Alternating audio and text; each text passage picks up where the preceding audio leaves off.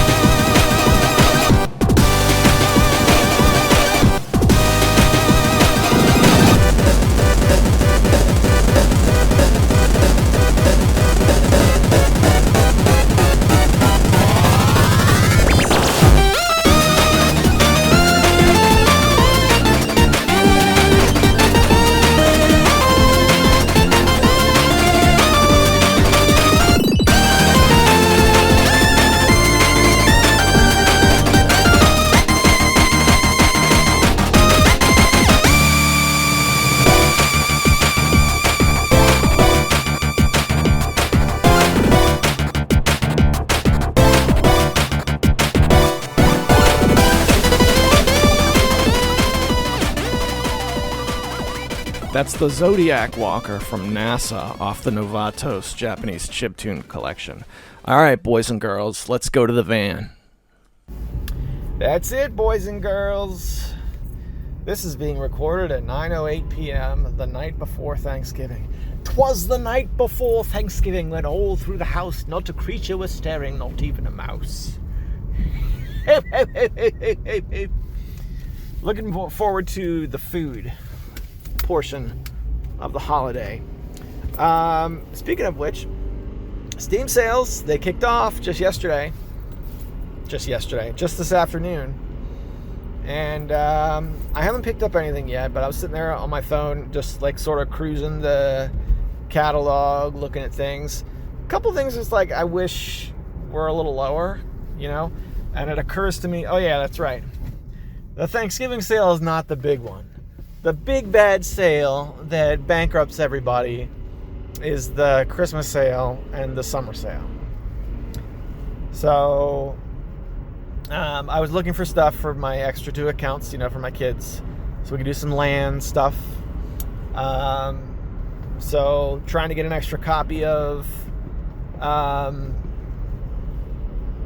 Tabletop Simulator. That's a good one. Civilization 3. I'm going to get... my son's account already has it, and I have it, but my daughter's account does not, and she must be equipped with Civilization 3 while it's $1.25. I sat down with her, and we were looking at her Steam collection today, and she was like, "What's Age of Wonder?"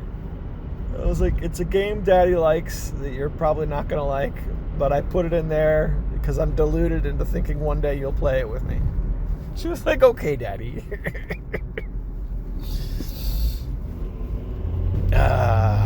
Yep. Would be fun, though. Age of Wonder is a good game. Age of Wonder is the only game to date that I have successfully played on multiple monitors with a single game. Right? Because I know that there are games where they're optimized for you to be able to handle it like that, but I've never been able to actually make them work. That one I did. That one, you just drag them, it's made to work in a window, so you can just drag the window to whatever size, and the game will adjust to, whatever size you want it to be. So what I did was, instead of making the game, maximized, like most people would when they play a game like Age of Wonder, I just started on the leftmost monitor. This is back when I had 3 monitors. And I just dragged it all the way over to the right side of the right-hand monitor, and there you go. Now I could see 3 monitors worth of the map, which was mostly covered in Fog of War. But it was cool. I technically did. I remember when I had that 3-monitor sweep, I was really into the idea of playing a racing game. Playing like this was when I first got my hands on Project Cars. Good game, but I never got that to work with 3 monitors. No. How we doing here? We'll see. Excuse me. We'll see what happens as a result of the sale, if I get into anything else. But right now, personally anyway, video games for me have been Skyrim, because I'm still playing Skyrim, and Friday the 13th. So my copy of Skyrim is the original Steam release, which I got. NG got that for me. I think it was for my birthday or something, but it was pretty close to having just come out. So that old version, that original release, they pulled it from the Steam market. And not only did they pull it from the Steam market, like it's unlisted, but they pulled the DLC from it as well. So I only had one of the 3 DLC packs, which was the Hearthstone one, the one that was like, you get the mansions. I had that one. And now I'm playing the game. It's like,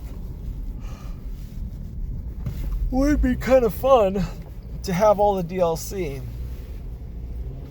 But what they really want you to have is that, I can't even think of what they call it, but that hub where you buy where you buy mods. You can throw down money and pay for mods that used to be free. Hang on a second here.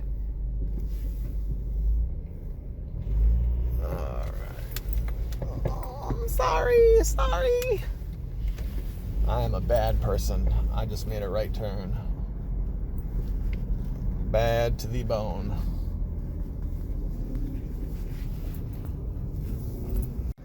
Alright, so here's what I think I'm going to do.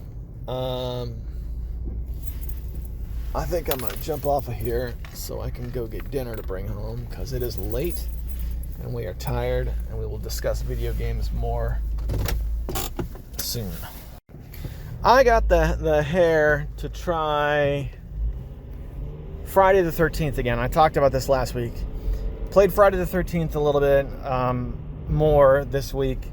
And a couple things. I tried to shoot a video just for fun just because I have a good time doing that stuff. Also, especially with these online multiplayer games, sometimes you make a video of an online multiplayer game, you might not always be able to play it, but then you can go back and watch your video.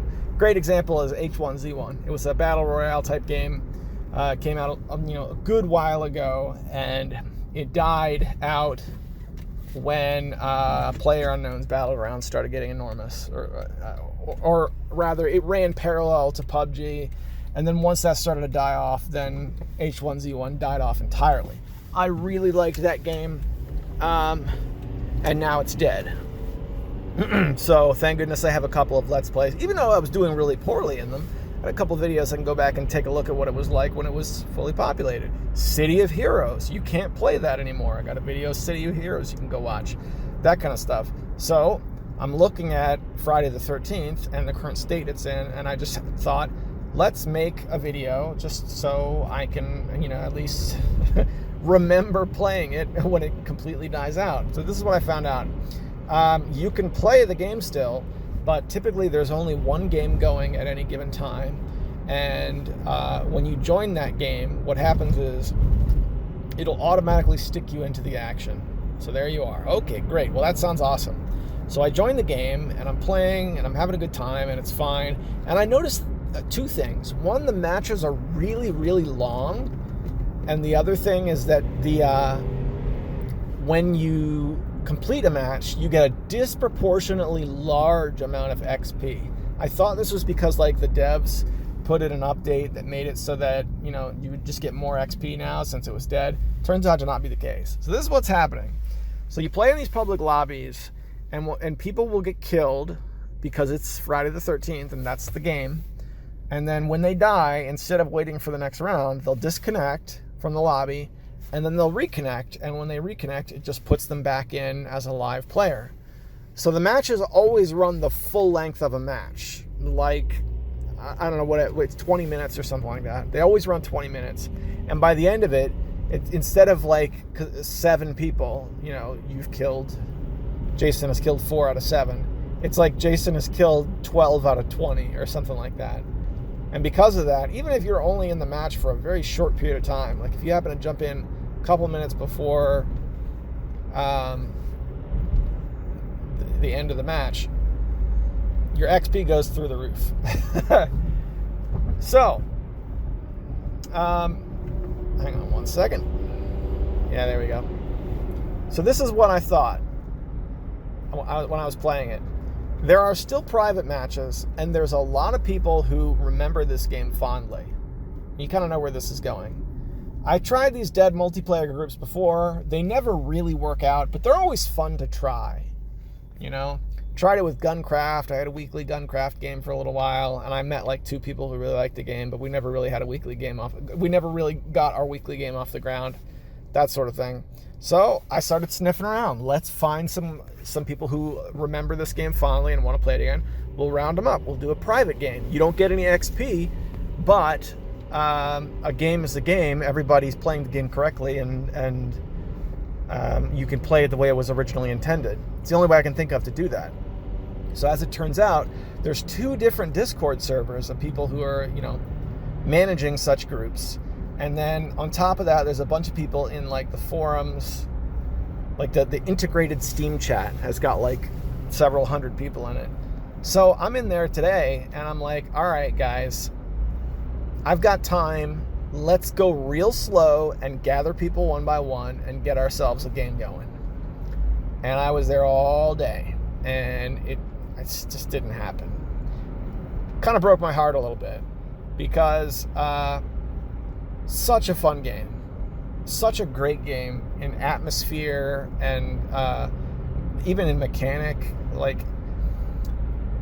It's buggy, yes, but mechanically I dig it. You collect the parts to the boat, you collect the parts to the car. You got to fix the phone so you can call the police. There's several different avenues that will get you out alive. And one of the ways you can be successful is by trying to do something that's different. Everybody always tries to fix the car and then get out. But if you do something else, then, it'll go well. So that was really disappointing. But that was a project that I worked on today. Was trying to successfully play the game of Friday the 13th. And what really sucked was I was doing some more research into the game, and I can't think of the name of the company, but the developers did win their lawsuit, but the legal battle itself just bankrupted them, and they're not working on it anymore. So they did at one point publish an article fairly recently where they talked about some of the stuff that they had planned for the game. And one of the things they were working on was a Paranoia Mode, where there's no Jason, but one of the counselors finds the mask and then has to kill the other counselors. Mind you, this was 2 years ago. There was no Among Us yet. So, I would have really liked to have seen that, because I like that sort of thing. And yeah, that sucked. There's also a fully playable map of the spaceship from Jason X, and you can see that in modders unlocked that somehow. If you look it up on YouTube, you can find that one.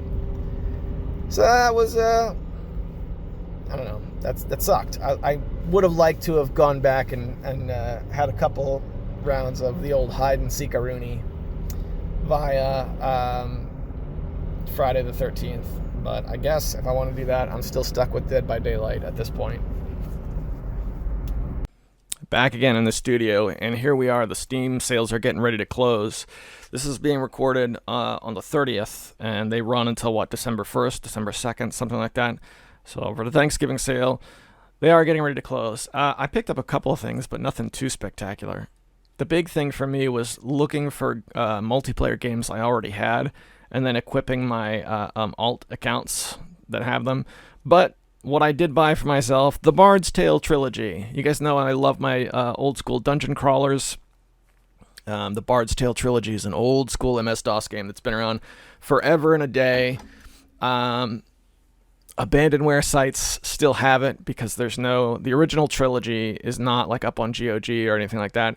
The only way to get the original trilogy, commercially, up to this point, was there was a PS2 game called The Bard's Tale that came out, probably 10 years ago. And if you bought that on Steam, or I believe GOG had it as well, then a special feature would be, hey, we've also included the Commodore 64 versions of the originals. That was as close as we came. So a couple years back, they finally took those original games, cleaned them up, and released them on Steam, which is awesome. So that's been on my wish list for a good long time. So I picked those up. I picked up the DLC for Heroes of Hammerwatch, which I was super excited about until I actually played them, and then I realized the magic was all gone and I wasted my money. Last game I picked up was Freedom Force versus the Third Reich. Freedom Force are games that Sean's been a big fan of over the years. I don't know. I don't even know how I describe it. It was described to me as a Diablo clone with superheroes, but I don't think that's accurate because you're playing as a team of people as opposed to in Diablo where you're just the one person. So I don't know. Maybe Baldur's Gate minus the story with superheroes. I played it for I don't know, maybe 10-15 minutes just to give it a try. So far, I'm digging it. It's a good time. Yep, but I was more excited about equipping old copies of RPG Maker 2000 XP and 2003 because they were going for $2 a piece. I think RPG Maker 2003 was $1.58 or something. Jeez Louise. And when they put that on Steam, it was $20 or $30, and I thought, wow, that's a deal. My, how time changes things, right? I think the only other pick I can think of, I didn't pick this up because I already have it, but Duke Nukem 3D World Tour. I think it's called World Tour. So the original Duke 3D was pulled from Steam when Gearbox got the rights to it. There used to be a good number of Duke Nukem games on Steam, the old ones, Duke 3D, and then Manhattan Project and the side-scrolling games and all that stuff. At some point, they pulled all of that, including the special edition Duke 3D that had just come out a year or two prior. And when they did that, they re-released yet another version of Duke 3D to replace it. And here in our group, we'd been playing Duke 3D, as a group once every Christmas for a while. So that sucked. It sucked to see that go. Well, the version that they put out to replace it, which I believe is called Duke Nukem 3D World Tour, that finally went down to $1.99. And having tried it, I gotta say they did a really good job with it, because it has a new episode that was designed by the original team, or as many of the original team as they could get. And then there's also a commentary mode where you can play through at least the first level. I only played the first level, but I think you can go further. And the first level is littered. And by first level, I'm talking about first level of like LA Meltdown, like the shareware version of Duke 3D, the one that everybody knows. You go back and play that, and what you see is the entire stage is littered with little yellow question marks. And they give you, the director's commentary sort of thing for a game. And that was kind of neat. Like, I didn't realize in the bathroom of the original Duke 3D, on that first level, there's like phone numbers written on the wall and like developers credits, in text. Hidden in really tiny places on the wall, that sort of thing. And, fun little Easter eggs, whatnot. It sucks that they got rid of what was the older version called? Hang on a second. Nope, not Duck. Duke. Yeah, they had just released Duke Nukem 3D Megaton Edition, and they pulled that in favor of the 20th Anniversary World Tour. They could have just updated Megaton Edition. I mean, I think that would have been the thing to do, but I don't know. Maybe that's just me. Whatever. But if you like Duke 3D, $1.99, you can't beat that. Quick minute to thank the sponsors. This is a Patreon-sponsored program. I offer early access to the show when I can, though it's been very difficult to do that lately. Also, Monday Night Morrowind is a series that happens every week for the supporters. But most of all, I like to read their names off in a hall of distinguished gentlemen, which has become the tradition here on TCR, a long-running tradition, to tip of the hat, so to speak, for these individuals. And they are Hemrock, Tecmo Balls, Darabka, and Eric Kentroller, the most patient supporters you could ever imagine. Thank you guys so much, and I hope you're enjoying the party. Here's something worth talking about. So, Sendu pointed out a while back, hey, the multiplayer on the PS3 has been switched to, PSN Plus or whatever it is. You can no longer play free multiplayer on the PS3. I don't think that's actually true. Because believe it or not, we finally got the PS3 hooked up. And I can finally actually use it for a gaming machine. And I sat down with it. And I played my copy of Street Fighter 4. Although I can't remember what kind it is. Like Street Fighter 4 Champion Edition, but not Champion Arcade Edition. I don't know. Something. One of the Street Fighter 4 games.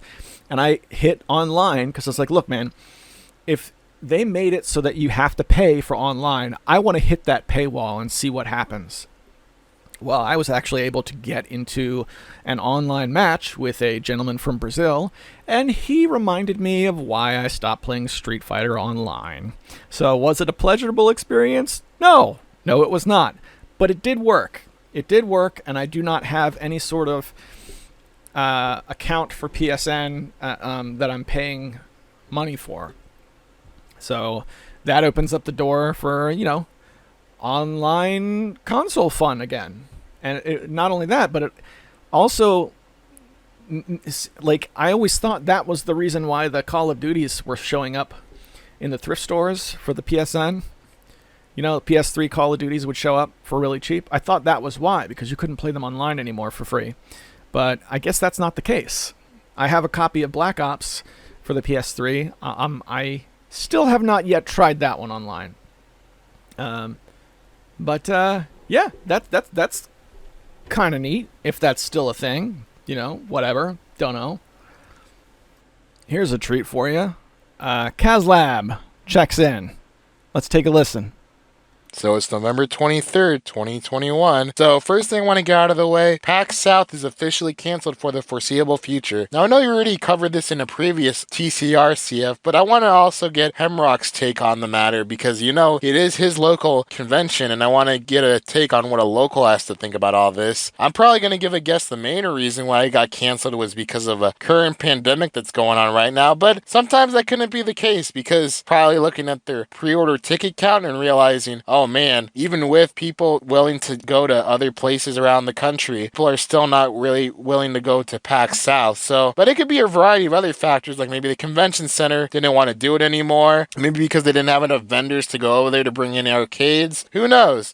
Sometimes it can't just be the end of it because once everything starts settling down again, maybe it might come back, Hemrock. An example I would bring up is I live close to downtown LA and I was able to attend a film festival back in October. Actually, it was a major event here around in California and it was a pretty okay time. It was actually pretty packed and there were a lot of people around me. I ended up getting a COVID test and ended up testing negative after the whole thing was over. So things are starting to settle down, it looks like. But if you don't know, in California they have strict mask mandates. So anybody who was caught without a mask were automatically just kicked out. But I think everybody was willing to put up with the mask mandates because everybody's been hankering to do something since they haven't been able to do something in almost 2 years already. So things are starting to look up. Hey, we might even be able to get Tiger Fest in 2022. Who knows? Anything's possible. Here's something that will make you feel really old, CF. The original Xbox just turned 20 years old on November 15th because the console originally launched on November 15th, 2001. Jeez, can you believe it's been 20 years? I know you have an original Xbox that you acquired in the early aughts, CF, and it's also modded. It has all the bells and whistles, but I want to get your take personally on what you think of the console. Do you prefer big controller or small controller? Do you prefer physical games or games loaded on the hard drive? Did you ever use the original Xbox as a DVD player like people did with the PS2 back in the day? For me, I never really got an original Xbox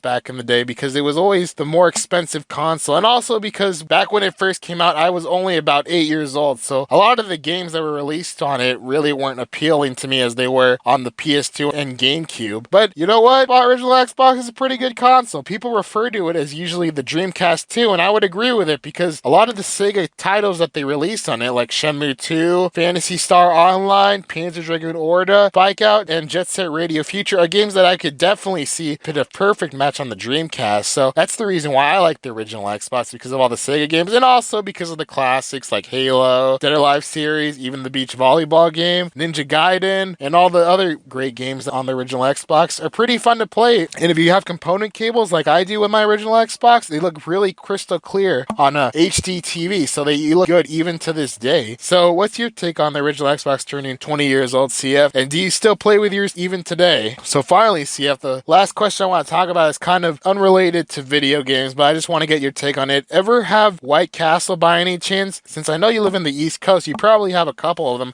around you. Want to know, ever get a chance to eat one of those small little burgers? I'm just asking this because coming January, I'm going to actually go to Las Vegas, and I just found out about maybe a month or two ago that there's about 3 White Castles located in Las Vegas. Specifically, one of them is on the Strip, so it's going to be pretty easy to get to it when I get over there. So I'm just curious what your initial impressions of White Castle are. Get the East Coast impression before I actually try out the West Coast rendition of it. I don't think this is going to be good as In-N-Out hamburger, but I'm willing to give it a try and see if I can make any comparison notes about it, since I don't know if you ever had In-N-Out hamburger, CF. And also, Hemrock, if you ever want to reply to any of these comments that I left to CF on an audio comment like you did with my last audio comment on Tiger Claw Radio, go give it a shot because I'm always glad to hear from your perspective as well. So that should be it for now. So until then, later. Balzac, brother, always good to hear from you, man. I know you included notes when you sent it to me, but I also took my own notes listening to it. So let's go through it. First, you talked about PAX South. PAX South, there was a statement that, if you look at the Discord, Hemrock posted it for everybody. It wasn't just COVID. Yes, they do cite COVID, but they also say something about, like, in the past several years, PAX South is the one that has not grown, whereas PAX East and PAX West are, like, way huge compared to what they used to be. So I have a feeling this is more of like a straw that broke the camel's back type situation, rather than, you know, something that was thriving that COVID just brought to its knees, like the XFL or something like that. But yeah, Hemrock, what do you think about that one, man? Can't answer that for you. Tigerfest. Oh man, I want to do Tigerfest so bad. I live with high risk people, so I'm being very, very, very, very cautious about this whole COVID thing. I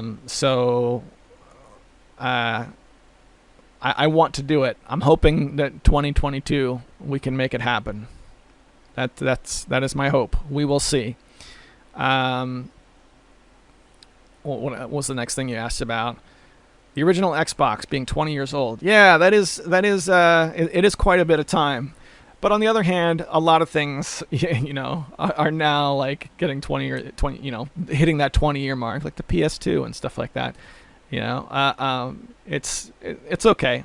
To sum up is I don't really mind getting older at this point. As far as playing the original Xbox, I always preferred the Duke controller, and I know I'm the only person who has. I like the great big beefy controller, and I think it might just be because when I got one, that was the controller that we had, so that's what I got used to. The way I remember the original Xbox is it was the best couch multiplayer console experience I ever had, bar none. When I was really little, we used to play our NES and our SNES couch multiplayer with my brothers. We would play together, and that was pretty cool. And when I got older, we got a hold of an Xbox when I, moved out of my house. That was when Halo just came out, and we would have parties at my place where people would gather and play Halo. And it was the only time I really remember playing like 4-player split screen for any like real period of time. We did it some with other systems. Like we had a Nintendo 64, we did some couch multiplayer on that was really fun prior to that. But I remember Xbox being the best at it. And then after that is when, internet multiplayer became the norm. Couch multiplayer kind of went by the wayside. And I also think I aged out of it. Like I'm not around other people my age very much anymore just because I'm older. So that's what I loved the most about the Xbox was Halo, which is weird because I'm not that kind of gamer really anymore. I've tried to get back into Halo, and like I can't play anything competitively now just because I don't play as much. I have to worry about my adulting duties and my family duties, but that was one thing I was really good at. And I like DOA. You mentioned the beach volleyball game, but there were also some really good just straight DOA titles in the original Xbox.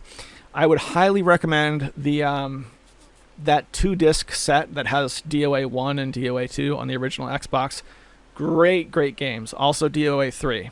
Those are 3 games all worth owning.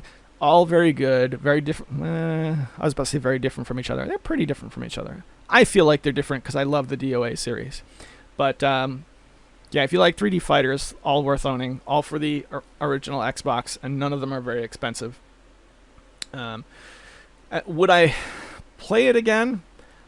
Listening to your comment, I kind of have the hankering to hook it up, to be perfectly honest, especially since I just cleaned my office, so everything's kind of in order nicely now. And I scaled back my collection a little bit over the last couple years, but I still have just about all my original Xbox stuff. So that would actually be a really good system to get into.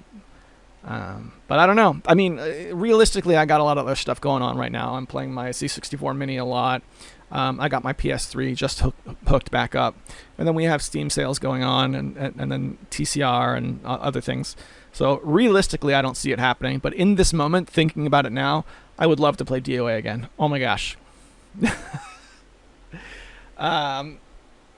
Yeah. The only other thing I have DOA on is I got it for the 360, DOA 4, and also 5, I think. And then that's it. I never bought it on the PS2. Scratch that. I did buy it once. I bought the PS2 version, like DOA 2 Hardcore. It's like the launch title for PS2. But when I tested it, it turned out to be like a broken copy, so I don't have it anymore. Oh, I've got it for the Dreamcast as well. I don't know. So, whatever. Forget all that. Maybe I don't know what I'm talking about. Let's get back to the comment. You also asked about White Castle. I live in the East Coast, specifically Maryland. And at least in Maryland, we don't have White Castle here. What we have instead is Utz potato chips. If you want to talk about regional food, Utz potato chips, that's UTZ. They're made in Hanover, Pennsylvania. And I'm pretty sure we only have them here on the East Coast. They used to be only a local thing. Now, I don't know if that's true anymore. but they're much of a more delicate chip than a Lay's potato chip. They have a little less salt, but a lot more flavor somehow. And the kettle-cooked Utz chips come in a brown paper bag, and they are at least they're the best chips you can buy that get mass-produced without getting into like making your own chips or buying artisan chips or locally made chips from like a small vendor. They're the best chips you can go to a grocery store and buy, in my opinion. We have those here in Maryland, as opposed to White Castle. Now, my wife is originally from California. She moved here when she was 3, but because of that, she has family out there, and we've been out there several times. So I have been able to experience In-N-Out, like from LA, not from like something frozen or something like that. Like I've had an In-N-Out burger like before. They're pretty good. I don't go as crazy for them as most people, because I don't think it's. I think you can get a burger just as good here in Maryland, but it would be from a local small place. That's where the real good food is. So yeah, enjoy White Castle. Let me know how it is, because I've never had one. We do have like the frozen section with the frozen White Castles. I've never had those either though. So let me know, and if you ever make it out to Maryland, get yourself a bag of Utz potato chips, because they're really good. All right. Typically, I like to stop the recording and get my things together. However, now I have to change the sample rate whenever I do that, so I'm less inclined to stop. Give me a second here. All right, boys and girls, let's go to the fail bag. We're headed over to YouTube to take a look at some of the comments that have been left over the last couple weeks. Now, last week, you might remember, we did guest spot with Sean, so we didn't get to read any of that stuff. So we got a good bit this time. Let's see, where do things start? There we go. What's on my shelf? 12 days ago. This is talking about silly faces in the hood. I can't tell which version is better in the thumb. Maybe the one on the right is better. It could be Rockstar put a newbie team on porting these games since they didn't want to lose their A talent to newer projects. All right, so let's talk about this a little bit.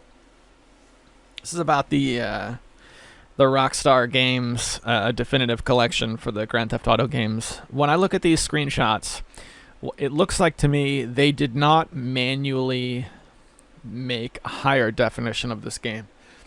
What they did instead was they wrote a program, that would run the entire game through an algorithm and procedurally improve the graphics of the game.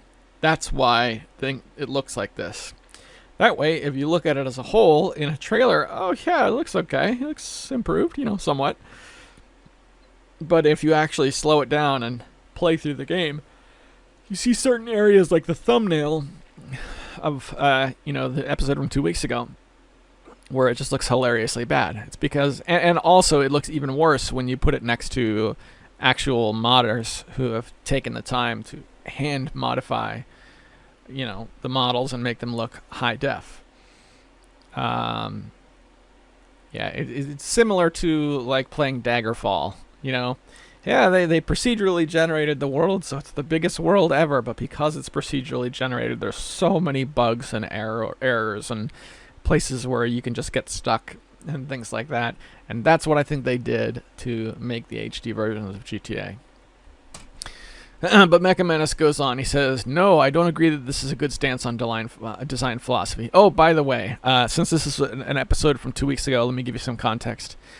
At the time, we were discussing games having to do more to hold people's attention. That's what he's talking about. So they can't make them as difficult because people are less likely to power through them. I don't agree this is a good stance on design philosophy.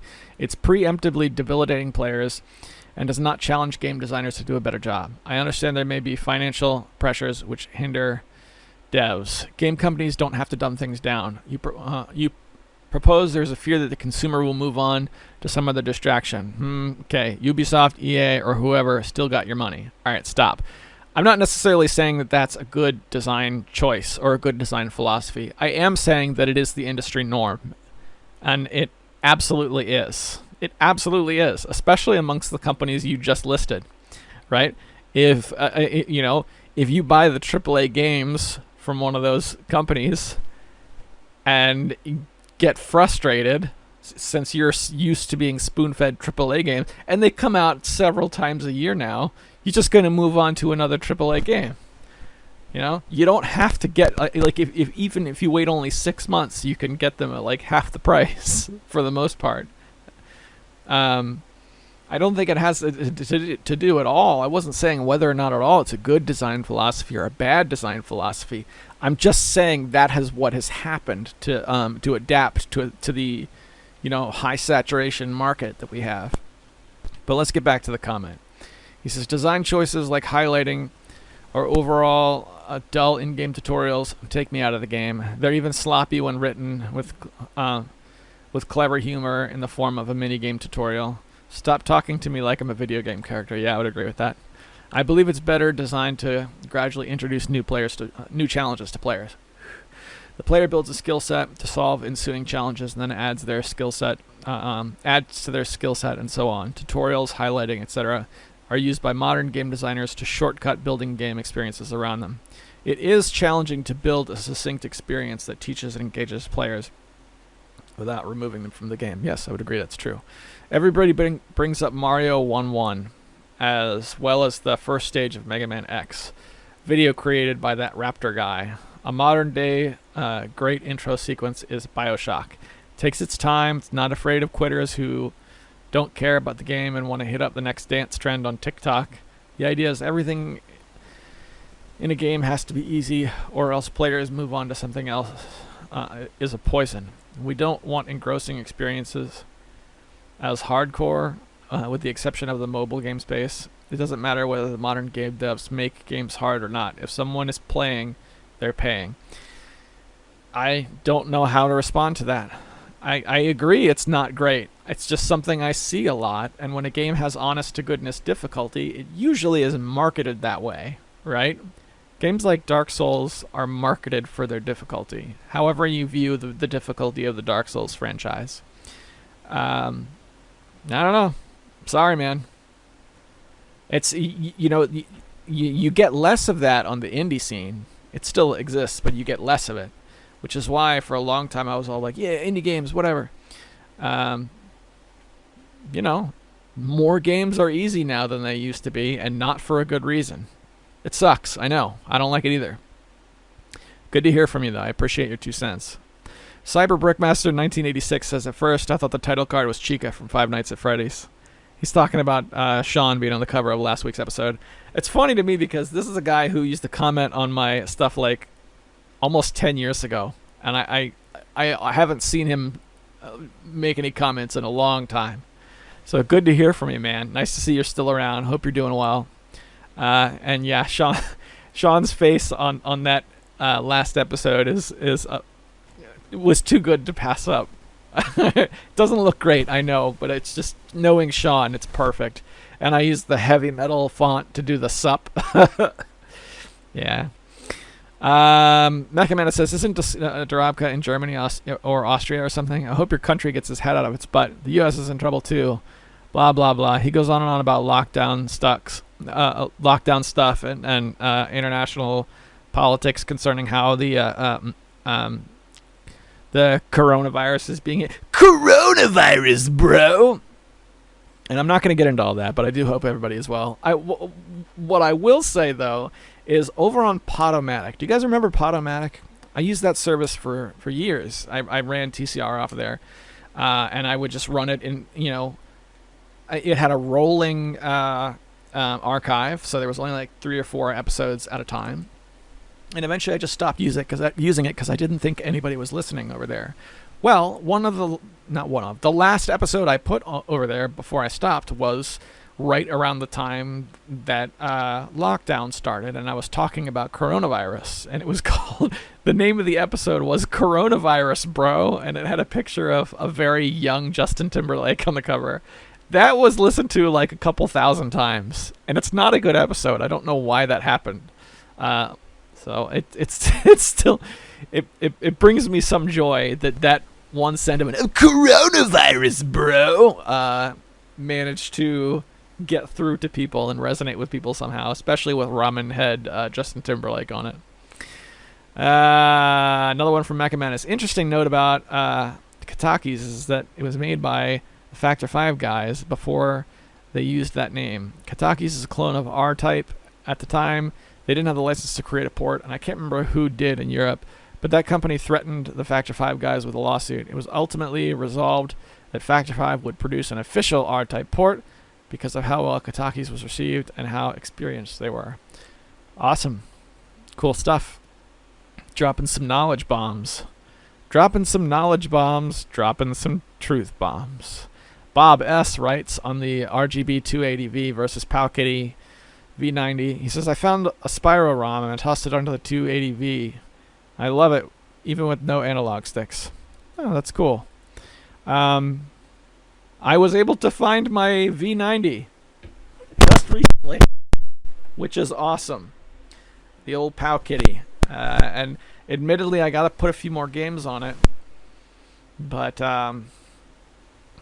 yeah, I'm what have I been playing on it? The last thing I played on it was I opened up Game Boy and just started playing some random Game Boy games, and I played Street Fighter 2, like the one of the Street Fighter games for the Sega Genesis. But because it's one of these handhelds, I just did it.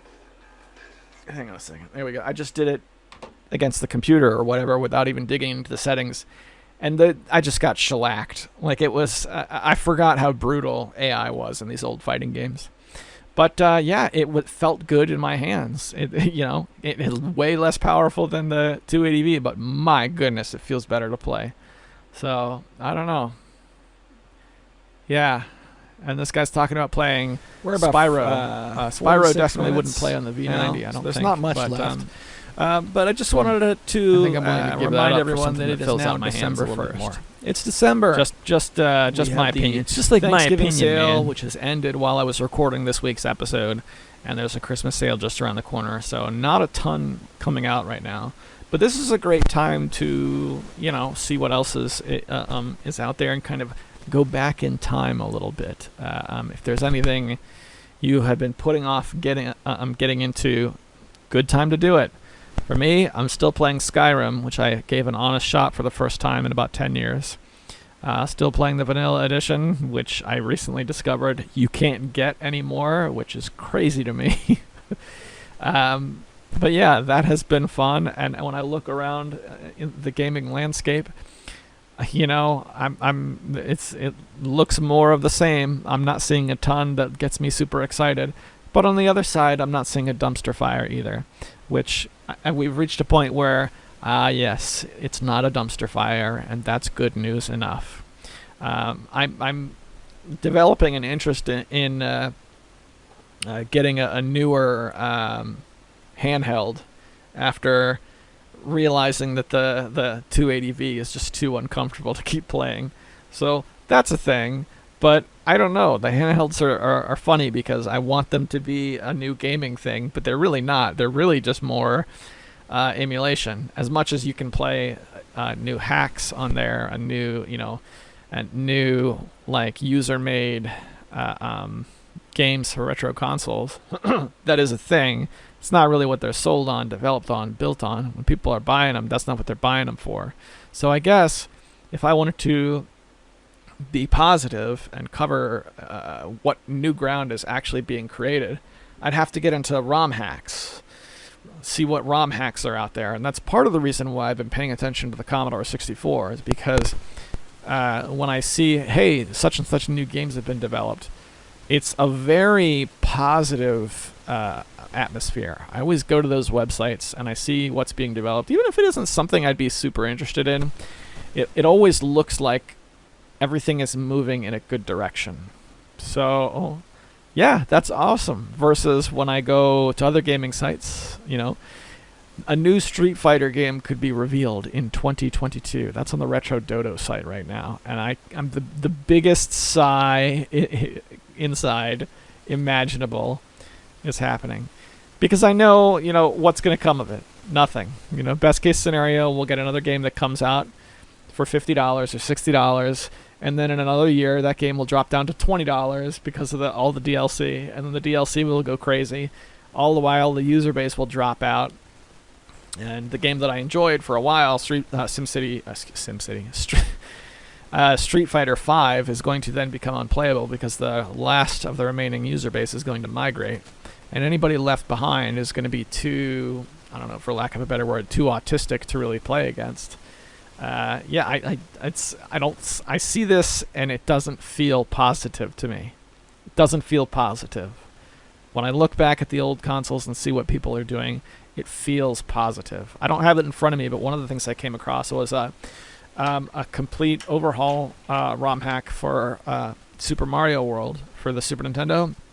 And what they did was, it was a collaboration between a lot of different developers, and they tried to recreate Super Mario World, all of the levels from memory, from scratch, from memory. And what they came up with was something altogether new. And I think that concept is fascinating. Haven't tried it yet, but that's the thing. That's the kind of new ground that's still being broken when it comes to ROM hacks, you know, and that's what has my interest. Because something like that, you know, never mind that it's free because it's a ROM hack. There was no enterprising spirit behind doing that. It's like a Doom map pack, like a Doom Megawad. They just did it just cause. And I think that's awesome. And it's very hard to find games that are made that are worth playing that are just made just cause. And you know, it's one of the reasons I like RPG Maker. Even though RPG Maker games are terrible, I still enjoy them a little bit because they're games that are just made just cause. You know, unless you're playing an asset flip, which there's plenty of those.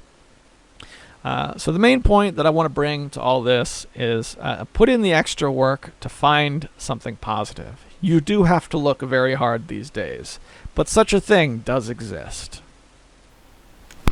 And that's it, boys and girls. That's TCR for the week. Thanks so much for being patient and letting me prioritize my real life stuff this past week. It's getting increasingly difficult, but we're finding a way to make it work.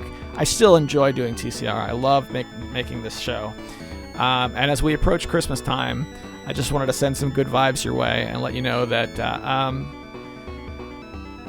yeah, Christmas can be a tough time for some people. And I just hope it goes well. I'm really rooting for you guys out there. Take care of yourselves. Try and stay positive. I'll see you next week.